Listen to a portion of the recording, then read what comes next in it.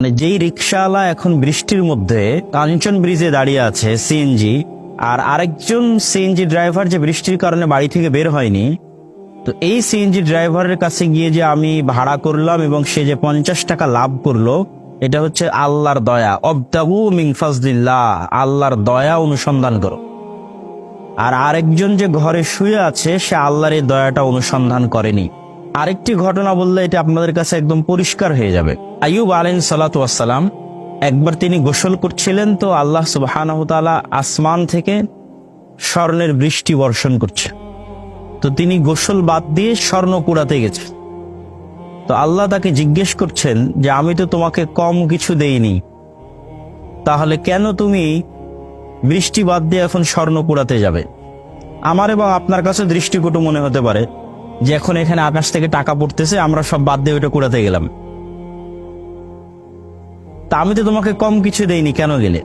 তখন তিনি উত্তরে বলছেন, মানে সারমর্ম বলি আর কি, ভাবার্থ বলি, সরাসরি অনুবাদ না। ভাবার্থ হচ্ছে যে আমি যদি পুরো দুনিয়ারও মালিক হয়ে যাই, সমগ্র আসমান এবং জমিনেরও মালিক হয়ে যাই, তবু আমি আল্লাহর দয়ার মুখাপেক্ষী, আল্লাহর দয়ার ভিখারি।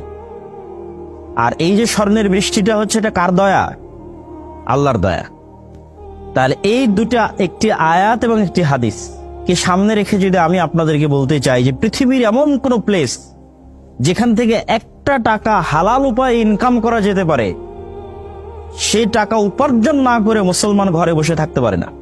কেননা ওই যে একটা টাকা উপার্জন করা যাবে হালাল, ওটা কার দয়া? আল্লাহর দয়া। আর আমি ওইটা উপার্জন না করে ঘরে বসে থাকছি, মানে আমি অহংকারী, আমি আল্লাহ সুবহানাহু ওয়া তাআলার দয়াকে মূল্যায়ন করি না। আল্লাহ সুবহানাহু ওয়া তাআলা তো আমাকে ধনী রিচম্যান করবেন না।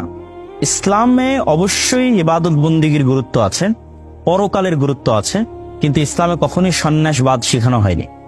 একটা বিখ্যাত হাদিস আপনাদের জানা থাকার কথা, যে একজন ব্যক্তি এসে রাসূল সাল্লাল্লাহু আলাইহি ওয়াসাল্লামের বাড়িতে এসে রাসূল সাল্লাল্লাহু আলাইহি ওয়াসাল্লামকে পেলেন না। তখন তার স্ত্রী আয়েশা রাদিয়াল্লাহু তাআলা আনহাকে জিজ্ঞেস করলেন যে তার সালাত, সিয়াম, হজ, যাকাত, ইবাদত বন্দিগি সম্পর্কে আমাদের বলেন। তো আয়েশা রাদিয়াল্লাহু তাআলা আনহা আল্লাহ নবীর ইবাদত বন্দিগি সম্পর্কে শোনালেন। তো তাদের কাছে এটি অল্প মনে হলো, কম মনে হলো। তখন তারা মনে মনে ভাবলো, যার পূর্বের এবং পরের সকল গুনাহ ক্ষমা হয়ে গেছে, তার জন্য এই অল্প ইবাদত যথেষ্ট, কিন্তু আমাদের জন্য যথেষ্ট নয়। এই জন্য তারা ওখানে দাঁড়িয়ে থেকে একজন ঘোষণা দিল, আমি সারা রাত তাহাজ্জুদের সালাত আদায় করব, একটুও ঘুমাবো না। আরেকজন দাঁড়িয়ে থেকে ঘোষণা দিল, আমি প্রত্যেক দিন সিয়াম পালন করব, একদিনে সিয়াম ভাঙবো না। আরেকজন দাঁড়িয়ে থেকে ঘোষণা দিল যে আমি বিবাহই করব না। কিছুক্ষণ পর যখন রাসূলুল্লাহ সাল্লাল্লাহু আলাইহি ওয়াসাল্লাম বাড়িতে এসে শুনলেন এই ঘটনা, তখন তিনি কারো মাধ্যমে তাদেরকে ডেকে পাঠিয়ে তাদেরকে কি বললেন, যে মান রাগিবা আন সুন্নতি ফালাইসা মিন্নি, যারা আমার সুন্নাতের অনুসরণ করলো না তারা আমার দলের অন্তর্ভুক্ত নয়। আর আসমানের নিচে জমিনের উপর আল্লাহকে সবচেয়ে বেশি ভয় করে, আল্লাহ ভীরু তাকওয়াবান পরহেজগার যদি সবচেয়ে বেশি কেউ থাকে, তাহলে তিনি কে? মুহাম্মদ সাল্লাল্লাহু আলাইহি ওয়াসাল্লাম। তাহলে মুহাম্মদ সাল্লাল্লাহু আলাইহি ওয়াসাল্লাম রাতের কিছু অংশ ইবাদত করতেন, বাকি সময় ঘুমাতেন। মাঝে মধ্যে সিয়াম রাখতেন, তারপর ছেড়ে দিতেন, যেমন সোমবার, বৃহস্পতিবার সিয়াম রাখতেন। মাসের 15 দিন সিয়াম রাখতেন, বাকি সাধারণত বাকি দিনগুলো ছেড়ে দিতেন। শাবান মাসে প্রচুর সিয়াম রাখতেন, রমাজান মাস পুরোটাই সিয়াম রাখতেন। দিনে মাত্র 5 ওয়াক্ত সালাত আদায় করতেন, বাকি সময় স্ত্রী, পুত্র, সন্তান, সন্ততি, মানুষজন, সমাজ, সবার সাথে উঠা বসা করতেন। মুহাম্মদ সাল্লাল্লাহু আলাইহি ওয়াসাল্লাম একজন রিসার্চার নন, গবেষক নন, যে আমাদের মতো 4 দেওয়ালের মধ্যে আবদ্ধ লাইব্রেরির মধ্যে বই বের করছেন, পড়ছেন আর গবেষণা করে বই লিখতেছে, যেমন আমরা গবেষণা করে লিখেছি। আজকে যে টপিক দেওয়া আছে সেই টপিকের উপর আমার একটি বই আছে রিজিক নামে, সেটি এটি। তো মুহাম্মদ সাল্লাল্লাহু আলাইহি ওয়াসাল্লাম কি লিখতে জানতেন? একটু কথা বলতে হবে। লিখতে জানতেন, পড়তে জানতেন। তার মানে তার বাড়িতে একটি লাইব্রেরি থাকবে আর তিনি সেখান থেকে বই পড়বেন আর গবেষণা করে লিখবেন, এটির সুযোগ তার ছিল না। তাহলে তিনি 5 ওয়াক্ত সালাত বাদে বাকি সময় কি করতেন? মানুষের সাথে সময় দিতেন। কিন্তু আমরা আলেম ওলামারা সমাজ বিচ্ছিন্ন হয়ে গেছে। কিছুক্ষণ আগে যে পয়েন্ট আসছিল, যে কিভাবে জেনারেল শিক্ষিতদের সাথে, স্টুডেন্টসদের সাথে আলেম ওলামাদের মেলবন্ধন তৈরি করা যায়, এটার জিম্মেদারি কিন্তু আগে আমাদের নিতে হবে।